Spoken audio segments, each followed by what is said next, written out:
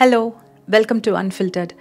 ரொம்ப நாளாக இந்த டாபிக் பற்றி பேசணும் அப்படின்னு நினச்சது உண்டு. நிறைய பேர் கேட்டிருந்தீங்க. ஸோ ஜேர்னலிங் அந்த டாபிக் பற்றி தான் இன்றைக்கி என்னோடய தாட்ஸ் உங்களோட ஷேர் பண்ணலாம் அப்படின்னு. ஸோ ஜேர்னலிங்கன்ற டாப்பிக்கை நான் ப்ரிப்பேர் பண்ணும்போது அதை பற்றி உங்களோட ஷேர் பண்ணணும் அப்படின்னு பாயிண்ட்ஸ் எல்லாம் எடுக்கும்போது ஓகே, இந்த வீடியோவுக்கு ஒரு ஸ்ட்ரக்சர்னு எதுவும் இல்லைங்க. ஓகே, இன்ட்ரடக்ஷன் சொல்கிறோம், அதுக்கப்புறம் அதோட பெனிஃபிட்ஸு, பாயிண்ட் நம்பர் 1, 2, 3 அந்த மாதிரி நான் எதுவுமே இந்த பர்டிகுலர் வீடியோவுக்கு நான் ஃபிக்ஸ் பண்ணலை. என்ன ரீசன் அப்படின்னா, ஆன் அ பர்சனல் லெவல் ஒரு ஃப்ரெண்டு கிட்ட ஒரு 1-to-1 நம்ம வந்து இந்த டாபிக் பற்றி, இதோட இம்பார்ட்டன்ஸ் என்ன, இது என்ன செய்யும் நம்மளுக்கு, இது ஏன் ரொம்ப முக்கியம், இதை ஏன் நீங்கள் வந்து கண்டிப்பாக உங்கள் லைஃப்பில் வந்து ஒரு ஹேபிட்டாக நீங்கள் ஃபார்ம் பண்ணணும் அப்படின்றதெல்லாம் ஒரு ஆன் அ பர்சனல் லெவல் உட்காந்து ஒரு ஃப்ரெண்டு கிட்ட சொல்லணும். டைரெக்டாக பேசினா எப்படி இருக்கும், அந்த மாதிரி I should give that impact அப்படின்றது தான் என்னோட இன்டென்ஷனாக இருந்துச்சு. ஏன்னா இந்த டாபிக் நிறைய பேருக்கு தெரிஞ்சிருக்கும். இது ஜேர்னலிங்குன்னு சொல்லும்போது டைரி எழுதுகிற பழக்கம்னு சொல்லுவாங்களா, முன்னாடி நிறைய பேருக்கு அந்த டைரியில் அன்னன்னைக்கு நடந்தது ஆர் அவங்க லைஃப்பில் நடந்த ஈவெண்ட்ஸ் பற்றி எழுதுறது. பட் அதுக்கப்புறம் கொஞ்சம் வருஷங்கள் வந்து பெருசாக அந்த ஹேபிட் வந்து அது அப்படியே போயிடுச்சு, ரைட். ரொம்ப சில பேர் எடுத்துகிட்டு எழுதுவாங்க, அவங்களோட லைஃப்பில் நடக்கிற ஈவெண்ட்ஸ் பற்றிலாம் எழுதுவாங்க. பட் ஜேர்னலிங் இப்போ ஒரு பெரிய ஒரு சயின்ஸ் பேக்டு ஒரு மெத்தடாலஜி மாதிரியே ஆயிடுச்சு. அதாவது நம்மளோட இமோஷன்ஸ், நம்மளோட தாட்ஸ் இதெல்லாம் வந்து எழுதுறனால அதில் எவ்வளோ பெனிஃபிட்ஸ் இருக்குது அப்படின்னு ஏகப்பட்ட ஆர்டிகல்ஸ் நிறைய பேர் அதை பற்றி சொல்கிறாங்க. ஸோ இந்த டாபிக் பற்றி உங்ககிட்ட நான் பேசும்போது நான் என்னென்ன ஃபீல் பண்ணேன், நான் ஜேர்னலிங் பண்ணுறது உண்டு, எனக்கு அந்த ஹேபிட் ஒரு ஃபியூ இயர்ஸாக ஐ ஸ்டார்டட். அண்ட் அதனால் நான் என்னென்ன ஃபீல் பண்ணியிருக்கேன், நான் என்னெல்லாம் பெனிஃபிட்ஸ் நான் கோத்ரூ பண்ணியிருக்கேன்றத என்ன சொல்ல, ஒரு எக்ஸ்பீரியன்ஸ் பேஸ்டாக அனுபவ ரீதியாக உங்ககிட்ட ஷேர் பண்ணணும் அப்படின்ற ஒரு தாட் தான் எனக்கு. ஸோ ஜேர்னலிங் பொறுத்த வரைக்கும் உங்களுக்கு தெரியும், அது நம்ம மனசில் தோன்ற தாட்ஸ் எல்லாம் நம்ம வந்து எழுதுறது. ஓகே, இது கேட்குறதுக்கு ரொம்ப சிம்பிளாக இருக்கும். பட் இதோட டீப் சென்ஸ்க்கு நம்ம கொஞ்சம் உள்ளே போய் பார்க்குறோம் அப்படின்னா, ஃபர்ஸ்ட் ஆஃப் ஆல் ஜேர்னலிங்ன்றது பேசிக்லி நான் எப்படி பார்க்குறேன்னா, நிறைய லேயர்ஸ் இருக்கும்ல. இப்போது ஃபார் எக்ஸாம்பிளுக்கு நான் என்ன வச்சு சொல்கிறேன், ஓகே, இப்போ இந்த ஸ்வேதா அப்படின்னா, இந்த ஸ்வேதாக்குள்ளே நிறையா லேயர்ஸ் ஆஃப் இமோஷன்ஸ் இருக்கும், கரெக்டாக. ஓவர் த இயர்ஸ், எத்தனையோ வருஷங்களாக நம்மளுக்கு வந்து பில்ட்டான இமோஷன்ஸ் இருக்கும், நிறையா இன்சிடென்ட்ஸ் இருக்கும், நிறைய ஸ்ட்ரகிள்ஸ் இருக்கலாம் ஒவ்வொருத்தங்க லைஃபுக்குமே. ஸோ நீங்கள் உங்கள் லைஃபுக்கு நீங்கள் அதை கம்பேர் பண்ணி பார்க்கலாம். ஸோ இது வந்து நிறையா மாஸ்க்ஸ் நம்ம போட்டிருப்போம், முகமூடி மாதிரி போட்டிருப்போம்.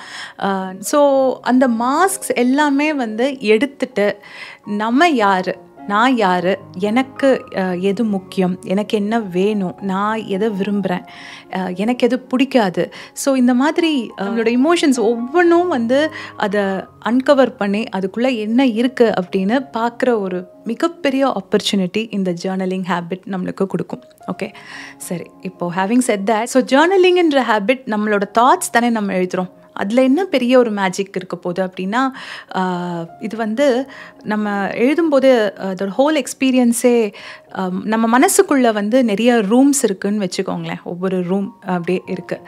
இப்போது ஒரு பர்டிகுலர் ரூம் மட்டும் ரொம்ப வருஷமாக பூட்டி இருக்குது அப்படி வச்சுக்கலாம். ஓகே, அங்கே தான் நம்மளோட வெளியே காட்ட முடியாத கோபம், வெளியே காட்ட முடியாத ஃப்ரஸ்ட்ரேஷன், அந்த எரிச்சல், அந்த கேள்விகள், நிறைய கேள்விகள் இருக்கும். இது ஏன் நடந்துச்சு, இதுக்கு என்ன ரீசன், எதனால் இப்படி நடந்துச்சு, இது ஏன் எனக்கு நடந்துச்சு, இப்படி அப்படின்னு இந்த மாதிரி நம்ம மைண்டில் நிறைய கேள்விகள் இருந்து அந்த கேள்விகளுக்கான பதில் தெரியாமல் அப்புறம் லைஃப் அது பாட்டில் அப்படியே போயிட்டே இருக்கும். ஸோ இது எல்லாமே வந்து அந்த ஒரு ரூமில் ஸ்டோர் ஆகிருக்குன்னு வச்சுப்போமே. இப்போ அந்த ரூம் வந்து ரொம்ப வருஷமாக பூட்டியிருக்கு. ஓகே, மற்றபடி மற்ற ரூம்ஸ் எல்லாம் இருக்குது. ஃபேமிலிக்கு ஒரு ரூமு, நம்ம வேலை செய்கிறோம், வேலை, குழந்தைங்க, கமிட்மெண்ட்ஸு, ஃபினான்ஷியல் இது ரெஸ்பான்சிபிலிட்டிஸ், நிறைய health wise, physical wise, mental wise. So அதெல்லாமே லைஃப் அப்படி போயிட்டே தான் இருக்கும். பட் அந்த ரூம் மட்டும் ரொம்ப வருஷமாக பூட்டியே இருக்குது. இப்போ இந்த ஜேர்னலிங் ஹேபிட் நம்ம ஸ்டார்ட் பண்ணும்போது என்ன ஆகும் அப்படின்னா, அந்த பூட்டின ரூமை நம்ம ஓப்பன் பண்ணுறோம். இப்போது ரொம்ப வருஷம் பூட்டின ரூமை நம்ம ஓப்பன் பண்ணும்போது எப்படி இருக்கும், ரொம்ப ஃபர்ஸ்ட் ஆஃப் ஆல் இருட்டாக இருக்கும், ரொம்ப அழுக்காக இருக்கும், டஸ்ட்டு நிறையா இருக்கும் இல்லையா, நீட்டாலாம் இருக்காது, ஆர்கனைஸ்டாக இருக்காதுல்ல. அந்த மாதிரி தான் நீங்கள் முதல்ல ஜேர்னலிங் ஹேபிட்டை இத்தனை வருஷம் நீங்கள் அந்த மாதிரி எழுதுகிற பழக்கமே இல்லை, நான் இப்போ எழுத ஆரம்பிக்கிறேன் அப்படின்னா எடுத்த உடனே உங்களால் அந்த ஒரு மேஜிக்கை ஃபீல் பண்ண முடியாது. பட் இதே ஹேபிட்டை நீங்கள் வந்து தொடர்ந்து செய்யும் பொழுது உங்களுக்கு அந்த ப்ராசஸ் அதை நீங்கள் ரசித்து எழுதும் பொழுதோ நீங்கள் அதை தொடர்ந்து எழுத ஆரம்பிக்கும் போது உங்களுக்கு நிச்சயமாக அந்த மேஜிக், அந்த சேஞ்ச் வந்து ஃபீல் பண்ண முடியும். இப்போ இருக்கிற ஒரு பிஸி லைஃப் ஸ்டைல் வந்து நம்மளோட கவனத்தை எடுக்கிறதுக்கு இங்கே நிறைய விஷயங்கள் இருக்குது. போதுன்ற அளவுக்கு நம்மளோட கவனத்தை வந்து எடுத்துகிட்டு போகிறதுக்கு ஃபோனு, சோஷியல் மீடியா, வேலை, இமெயில்ஸு, ஃபேமிலி விஷயங்கள், இப்படி நிறைய விஷயங்கள் இருக்கலாம் ஒவ்வொருத்தவங்க லைஃப்பை பொறுத்த வரைக்கும்.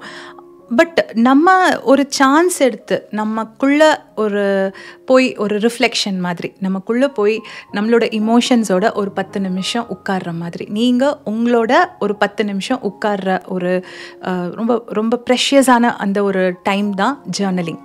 ஓகே, ஸோ இந்த ஆப்பர்ச்சுனிட்டியை வந்து நீங்கள் உங்களுக்குள்ளே பார்க்குற ஒரு சான்ஸ் மாதிரி நீங்கள் அதை பாருங்கள். சொல்லுவாங்களா, நம்மளுக்கு எவ்வளோ கேள்விகள் இருந்தாலும் மனசில் வந்து அதுக்கெல்லாம் பதில் கிடைக்காம இருந்தாலும் நம்ம எத்தனையோ பேர்கிட்ட கேட்கலாம், புலம்பலாம்.